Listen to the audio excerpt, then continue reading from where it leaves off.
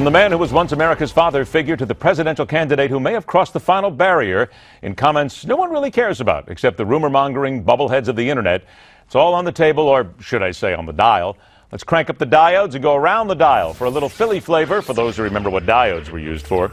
He rules the airwaves in cheesesteak land from 3 to 6 p.m. Eastern Time every weekday on Talk Radio 1210 WPHT. Rich Zeoli is back in the house. By the way, Rich, you remember what diodes were, right? You've been around a long time. You remember that. I'm going to go Google it right now, Ed. Thanks so much for making me feel my age. I appreciate that very much. Let's get to your mayor here. Jim Kenney, first day in office, rescinds a policy, and this is a big story because people are talking about this all over the country. The policy set up by his predecessor, he restores the city's status as a sanctuary city for illegal immigrants. Cops cannot talk to ICE agents anymore about undocumented prisoners pending releases unless there's a whole series of things here that need to happen. What are the people of Philadelphia saying about this?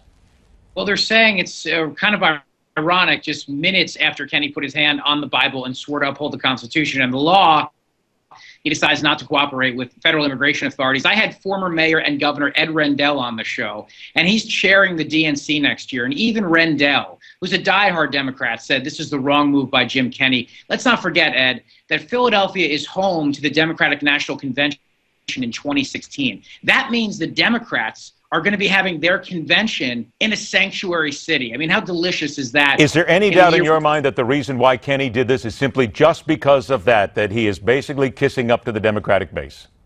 No, I think it's just that he is such an ideological guy. See, his predecessor, Mayor Nutter, reversed that policy on his way out the door because I think he knew it's bad optics for the Democrats to have their convention in a sanctuary city in 2016. Look, Ed, as you know, immigration is a major issue on voters' minds, way more than guns right now. And Philadelphia, home to sanctuary cities, I mean, all you need is just one illegal immigrant who's wanted by the cops to commit a crime like in Francisco, and that's going to be a story in the Democratic convention.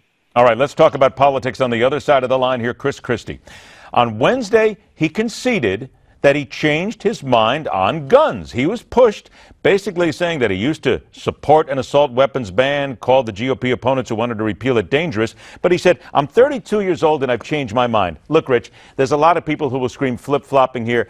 I got respect for people who do something like this because finally somebody comes out and says, look, I grew up, I got a little bit older, I changed my mind, and now I'm in the right. I don't think it's a bad idea.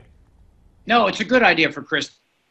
And it's genuine, too, because in Morris County, New Jersey, where he was running at the time, it was not a popular position to be anti-assault weapon, and it cost him the election. So I genuinely believe that that's how he felt then, and this is how he feels now. He's also evolved on abortion, too. He was pro-choice. Now he's pro-life. He says it was because of the birth of his child. Hey, look, the bottom line is this. He's running on those positions. I believe him, but even if voters don't, the point is that, hey, Chris now says this is what he believes, and that's how he'll govern, and that's probably what matters. I like a guy who comes right out and gets right in front of it and basically says, look, I grew up and I changed my mind. 60 seconds, two things I got to get to you with.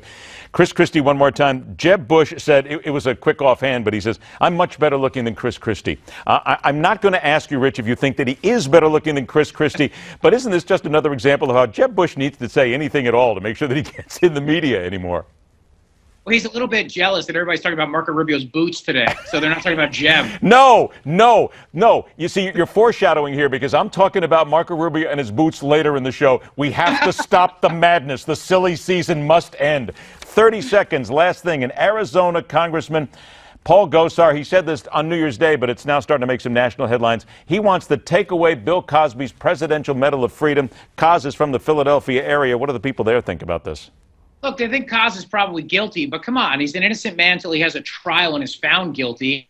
And what's happening now is he's being charged by a prosecutor who's fulfilling a campaign promise. But the best part about this is everybody in this city is talking about Bill Cosby and Bill Clinton at the same time. It's bad for the Democrats, the fact that he's charged. I really believe that. Okay, and just to point this out, you don't own any of the go-go boots like Marco owns, do you? You don't. I just sold mine on eBay. Ed, are you familiar with eBay? Yes, yes, I am. Thanks so much, Rich. We appreciate that. You better stop right there, big guy, because you're not much younger than I am, so we could go ahead and talk about a lot of things that you were right in the mix with, my friend. Get in the mix with this guy, if you will, please. Rich is here weekday afternoons, 3 Eastern on Talk Radio 12. Talk Radio, WPHT in Philadelphia. Got the number wrong. Rich Zeoli, thanks so much for being here. Stay with us. The Hard Line continues.